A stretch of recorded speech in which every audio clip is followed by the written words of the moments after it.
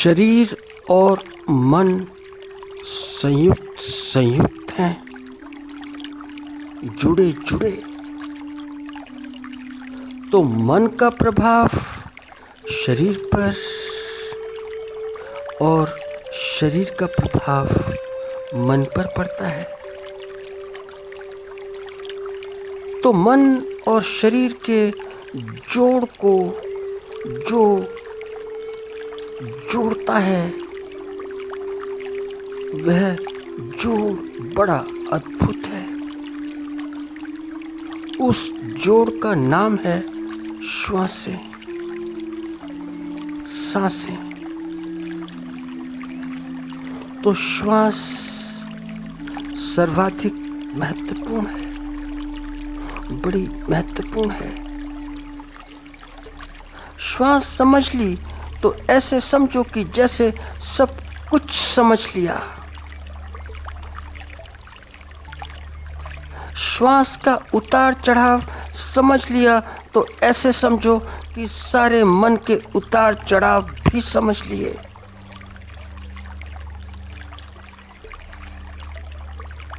श्वासों का लयबद्ध संगीत सुन लिया तो ऐसा कि जैसे कि मनो शरीर के सातों स्वर सुन लिए, सातों स्वर। और श्वास के ऊपर किसी का कोई भी जोर नहीं है।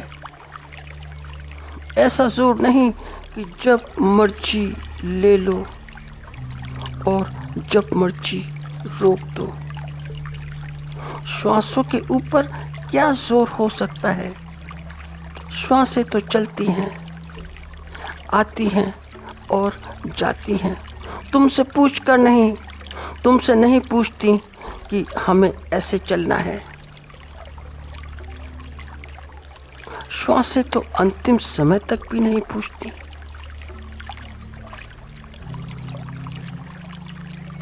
अंदर सांस आई और बाहर निकल गई, बाहर निकल गई तो निकल गई। दोबारा फिर अंदर आने का कोई उपाय नहीं। तो तुम चाहे श्वासों को याद रखो या भूल जाओ, मगर वे चलती रहती हैं।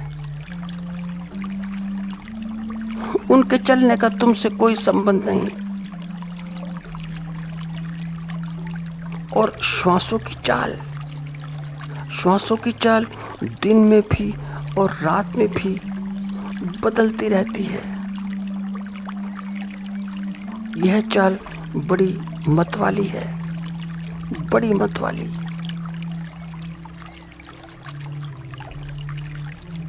अगर शायरी की भाषा में बोले तो बहुत मतवाली है। जैसा मन वैसे ही श्वासों की चाल, जैसी शरीर की स्थिति वैसी ही श्वासें। और विपरीत भी सत्य है। ऐसा नहीं कि विपरीत सत्य नहीं है कि जैसी कि श्वासें हैं वैसा ही फिर शरीर भी और वैसा ही मन भी।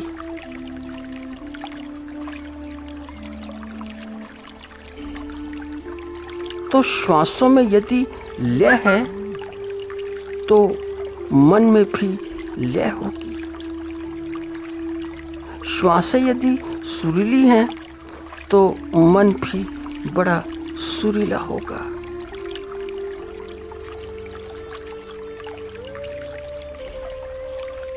और श्वासों में खड़खड़ाहट है तो फिर जीवन भी खड़ खड़ ही बोलेगा। जीवन भी गड़बड़ाने लगेगा। तो कभी देखना, अनुभव करना। यह सुनने सुनाने की बात नहीं है, जरा सी एक करने की बात है। अगर तुम अपने में ट्यूनिंग लाना चाहते हो, मन और शरीर में लयबद्ध होना चाहते हो,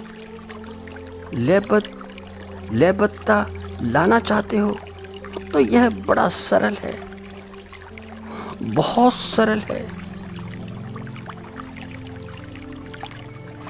तुम मन शरीर की बात छोड़ो, वहां पर लयबद्धता आए या न आए बात की बातें हैं। तुम श्वासों में लय लेकर आ जाओ। तो यदि श्वासों में लय लाने का एक तरीका तुम्हें आता है, तो फिर ऐसा कि सांसें लय हुई नहीं कि मन और शरीर दोनों के दोनों लयबद्ध हो जाते हैं, दोनों लयबद्ध।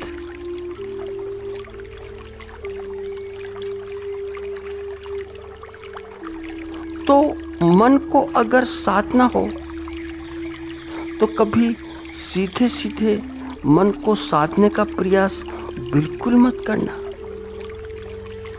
सीधे सीधे साधोगे तो फिर साधते ही रह जाओगे, जीवन भर साधते ही रहोगे, मगर सधेगा नहीं।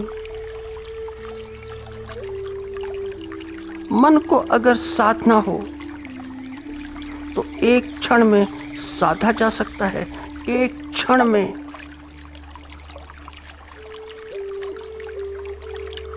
बस श्वास सध जाए। श्वास सधी नहीं कि मन और शरीर दोनों सध जाते हैं। श्वास के सधते ही सारे परिवर्तन आने लगते हैं, सारा का सारा परिवर्तन आ जाता है। श्वासों में सौंदर्य आया नहीं कि मन फिर बड़ा सौंदर्यपूर्ण हो जाता है, स्वतः ही, अपने आप ही।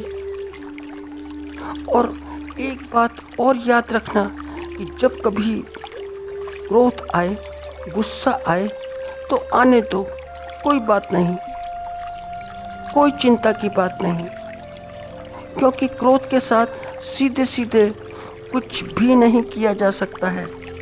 वह तो शरीर पर व्यक्त हुआ है, क्योंकि मन में था तो अभी अभी उतरा शरीर पर, तो शरीर पर अभी प्रकट हुआ,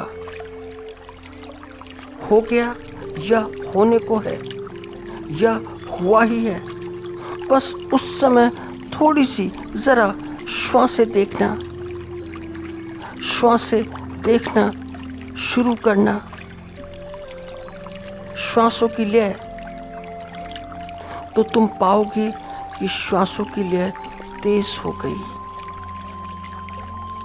बस इतना ही देखो कि श्वासों की लय तेज हो गई, और तुम आश्चर्यचकित हो जाओगे यह देखकर कि कितना बड़ा चमत्कार है।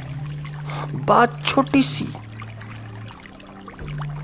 बड़ी छोटी सी बात, ऐसी कि जैसे कि कोई अणु या परमाणु, मगर विस्फोट बड़ा भयंकर, विस्फोट इतना बड़ा कि जैसे कि हिरोशिमा नागासाकी का। तो इस विस्फोट का तुम्हें अनुभव लेना चाहिए,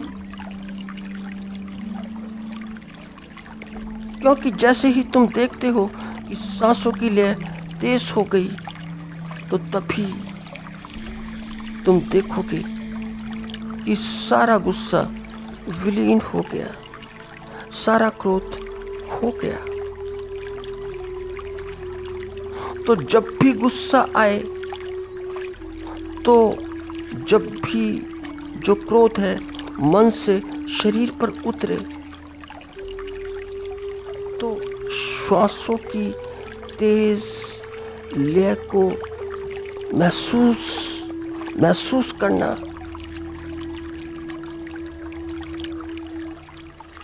फीलिंग आ जानी चाहिए, तो महसूस करना वहीं पर शुरू हो जाए। तो फिर क्रोध कितने भी उफान पर हो, कितना भी उफनता हो, बैठ जाएगा। बैठना स्वाभाविक होगा। कैसी भी गुस्से की चिंगारियां हो, इन चिंगारियों के शोले कितने भी भड़कते हो कि तुमने देखा नहीं एक बार, तो इधर तुमने देखा कि श्वासों की लय तेज तेज तेज, तो देखते ही श्वासों की लय को सारे के सारे जो कोयले हैं बुझ जाते हैं, सब पर पानी पड़ जाता है। देखने मात्र से ही, देखते ही, क्योंकि जो तुम्हारा देखना है वह तुम नहीं जानते कि कितना महत्वपूर्ण है, बड़ा बड़ा महत्वपूर्ण है देखना तुम्हारा। एक बार देखना है तो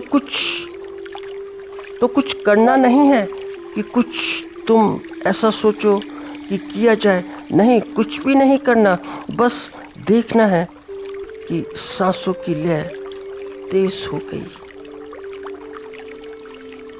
कुछ और बिल्कुल नहीं करना, श्वासों की लयबद्धता देखनी है। यह बड़ा श्वासों का अद्भुत सूत्र है।